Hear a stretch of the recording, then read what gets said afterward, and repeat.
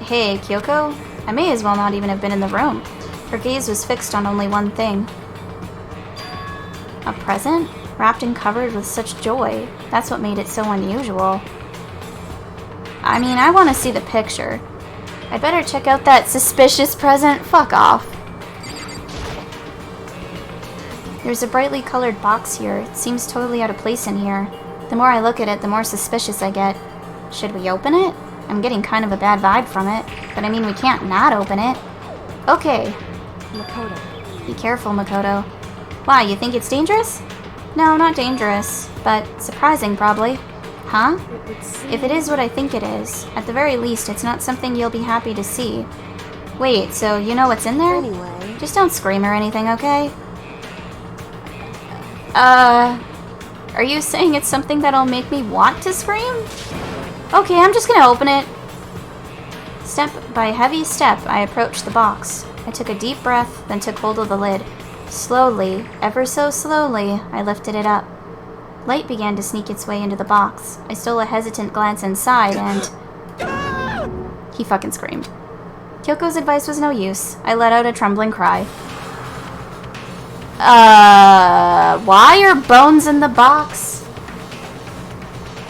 Ah. I see we have a unwanted bot.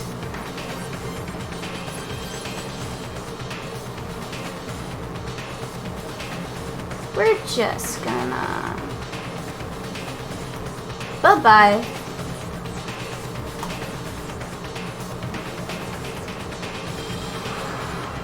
And then how do I...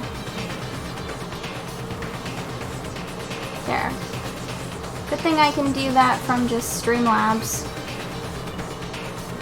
I do not need a bot. Goodbye, bot. What was in the box? It was bones. Human bones. It was the last thing I expected to find in such a bright, joyful box. I mean, who could have possibly imagined?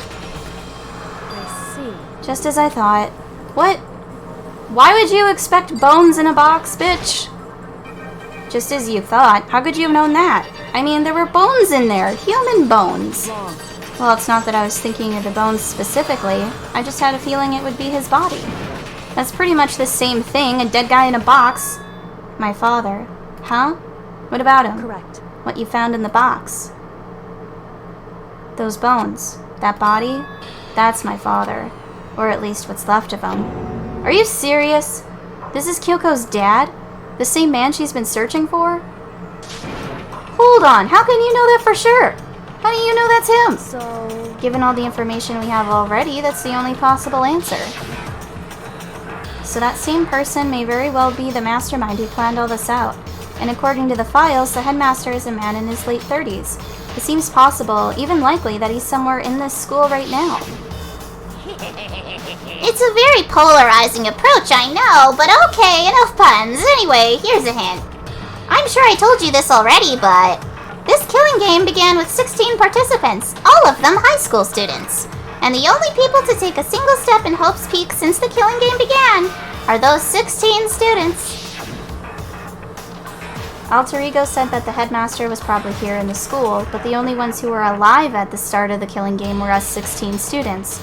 When you put those two ideas together, it doesn't take much to assume In other words... that most likely my father was in this school, but he was also dead. That's my assumption anyway. As Kyoko explained her analysis, she was completely calm.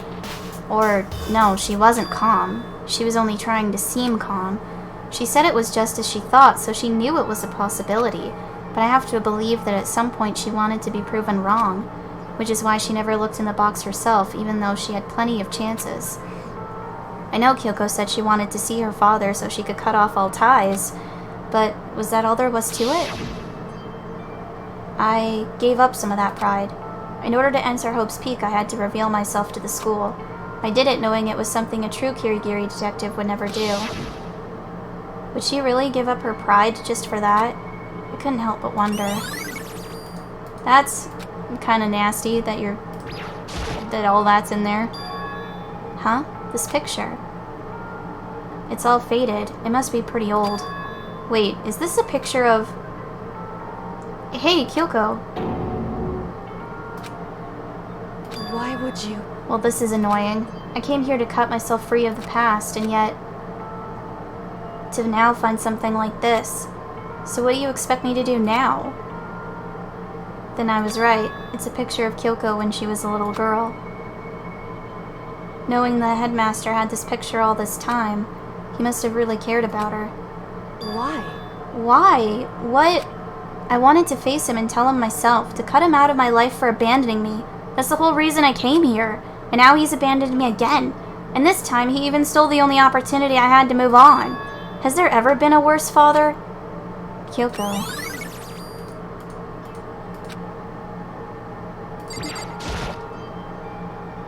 The headmaster's desk. It's probably hiding some kind of clue, so I really want to check it out, but I really don't want to touch Kyoko's dad's desk without her permission.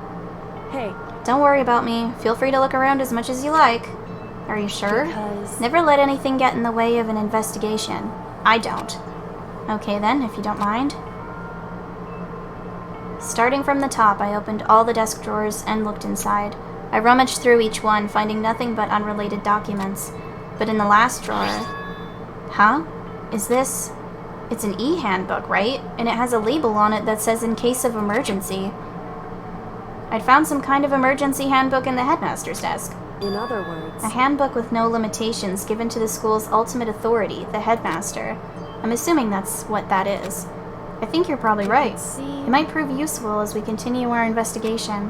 Why don't you hold on to it? Huh? But Kyoko... I don't need it. If you don't want it, go ahead and leave it there. Then I guess I'll take it. Is it really okay? Probably not, but here we are. Hey. Listen, Makoto... Huh? Can I ask you a favor? A favor? What is it? So... I know it's completely unreasonable to ask you this, and I know it'll only inconvenience you that much more, but... Hey. Could you leave? Huh? Correct. Just for a little while. I'd just like to be alone for a bit. Kyoko, don't worry, I'm fine. I just need to calm down a little. I need to get my emotions in order. You know, Kyoko, you told me before about the relationship you had with your dad, how you're only connected by blood, not by heart and soul. But maybe that picture motivated him. Maybe he hoped to see me again someday. Is that what you were going to say? If so, it's just a theory, and this isn't an issue that can be settled with theories. That picture doesn't change the facts of what happened, what I went through. That problem can't be solved so easily. You're right. I'm sorry. Anyway... Once I've got myself under control, I'll return to the investigation immediately. So please, just give me some time to myself. Okay, I understand. Then, I'll see you later.